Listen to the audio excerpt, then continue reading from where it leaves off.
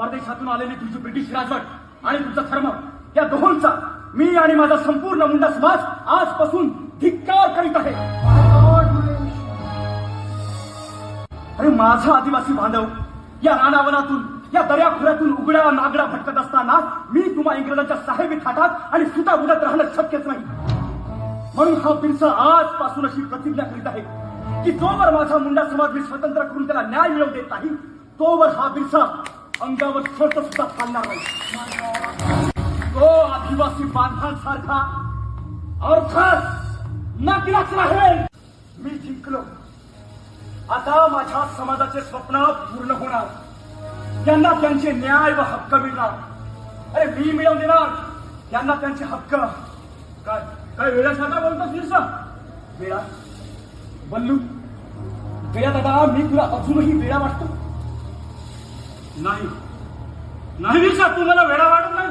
ते स्वप्न होतं खडखड वाहणाऱ्या सांगा नदीचं,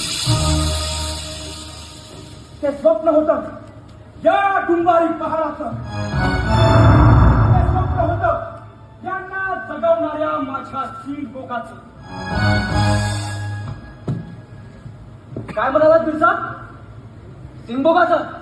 होय सीमादा, स्वप्नात माझा सिंहभोग आला या निसर्गाच्या रूपाने, आणि त्याच्या हातात एक अद्भुत अशी चमकणारी वस्तू होती।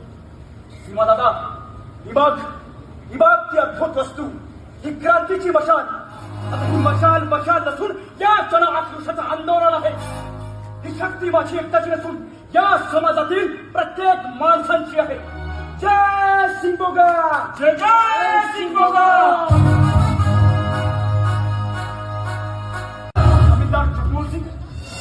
होय, मी जगमोहन सिंग। बिरसा, आम्ही तुला पकडायला आलो होतो, पण सुदैवाने तू वाचलास, नाही तर आज तुझा सोक्ष मोक्ष झाला असता।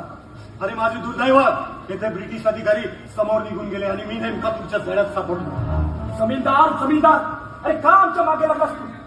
तू आदिवासीचा दुश्मन आहेस हे माहीत असूनही आम्ही कधी तुला त्रास दिला नाही, नाहीतर त्या दिवशी तुझ्या वाड्यावरच तुझा जीव घेतला असता त्या गोऱ्या लोकांसह। हे बिरसा, बंद कर तुझी गुंडेगिरी, नाहीतर नाहक बळी पडशील ब्रिटिशांच्या गोळीला। अरे महाराणी तुला सहजादी सोडायची नाही।